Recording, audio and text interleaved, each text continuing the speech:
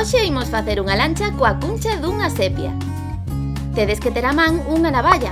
Lembra de usala sempre baixo a supervisión dunha persoa adulta. E o seguinte material. Tomade nota. Unha cuncha de sepia. Un pauciño de 15 cm de longo e 1 cm de grosor.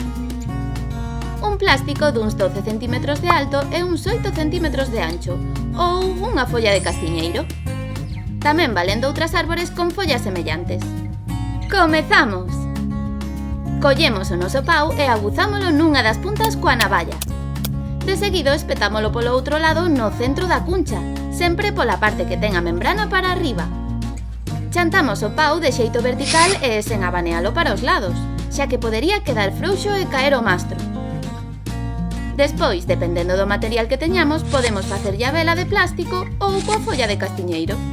Para iso, furamos a vela de plástico a uns 2 cm dun dos lados máis estreitos.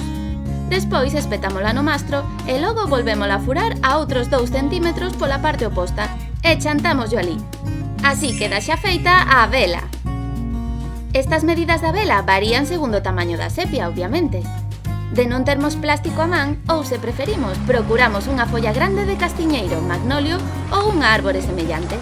Este último recurso era moi empregado cando se facía na casa e xa coa cuncha lista, despois de ter papada a sepia ou de recollela na praia. E listo! Xa podemos botar a nadar a lancha. Se o fixestes ben, navegará como un prato.